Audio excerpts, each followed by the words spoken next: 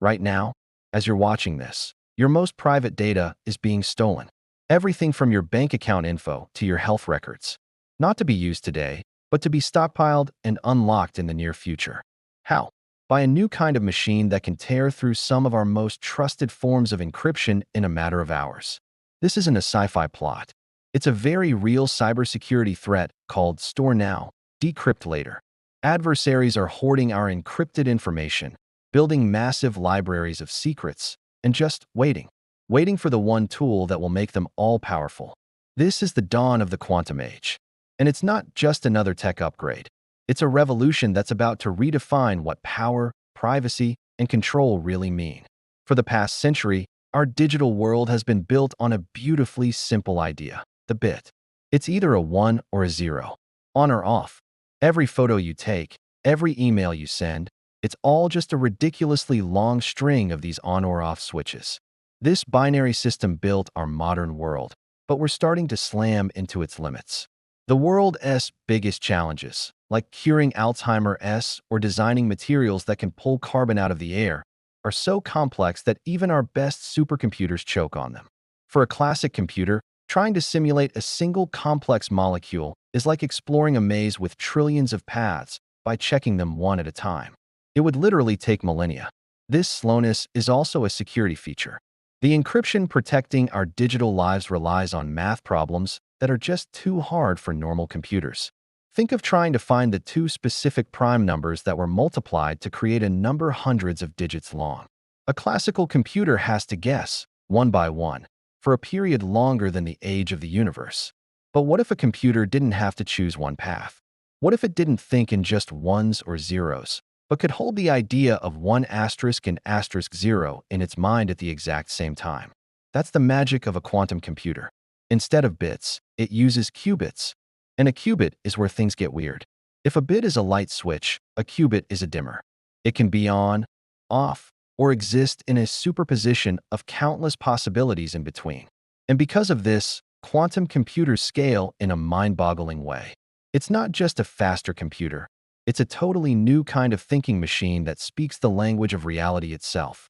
So, how does this actually work? It all comes down to two of the strangest, most fascinating rules of quantum mechanics. First is superposition. Think of a spinning coin. While it's in the air, it's not heads and it's not tails, it's kind of both. It only picks a side when it lands, and you look. A qubit is like that spinning coin, holding the values of 0 and 1 at the same time.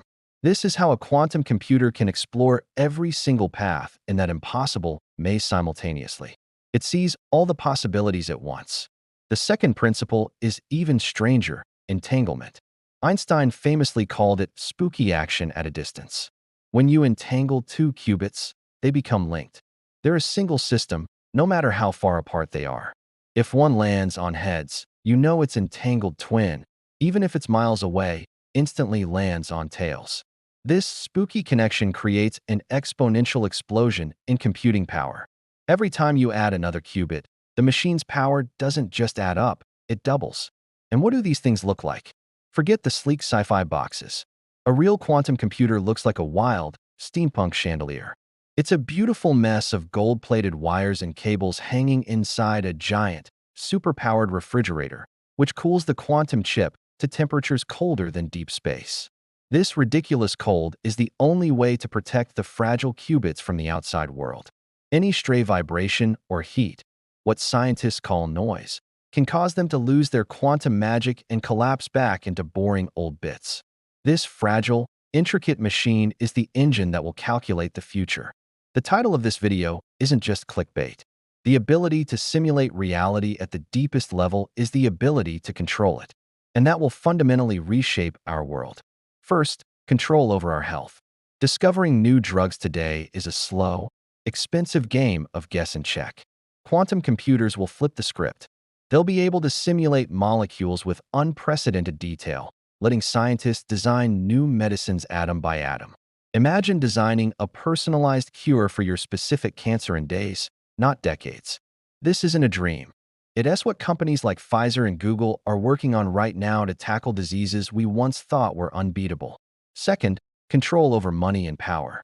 Financial markets are chaos. Quantum computers could model their complexity to spot risks and opportunities that are currently invisible. But the real game changer is cryptography. A powerful quantum computer will make many of today's widely used public key encryption methods obsolete. It could crack the codes protecting government secrets, military communications, and global finance. At the same time, quantum mechanics also gives us the tools to build new, truly unbreakable encryption.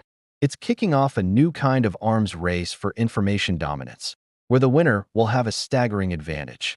And finally, and this one's the big one, control over intelligence. The AI we have today is incredible, but it's still running on classical hardware.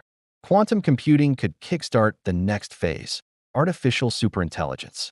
By chewing through impossibly huge data sets, a quantum AI could find patterns in climate data to create perfectly accurate environmental models, invent new materials for clean energy, and maybe even help us solve the deepest mysteries of the cosmos. We're talking about building a machine that can solve problems we humans don't even know how to ask. Okay, so is a quantum computer going to be running the world by next Tuesday? Let's be real. No. Building a truly useful, large-scale quantum computer is one of the toughest engineering challenges in human history. The qubits themselves are unbelievably delicate. The slightest disturbance, a tiny change in temperature or a stray magnetic field, can cause decoherence, which kills the calculation. That's why so much research is focused on quantum error correction, basically using a bunch of physical qubits to create one superstable, logical qubit. Recent progress in areas like magic state distillation are huge steps, but we're not there yet. Today's most advanced quantum processors from companies like Google and IBM have over 1,000 physical qubits, which sounds amazing. But these aren't yet the stable, error-corrected logical qubits we need to solve the world's biggest problems. We'll likely need hundreds of thousands, if not millions, to get there. But make no mistake, the race is on. Billions are being poured into this by governments and corporations alike.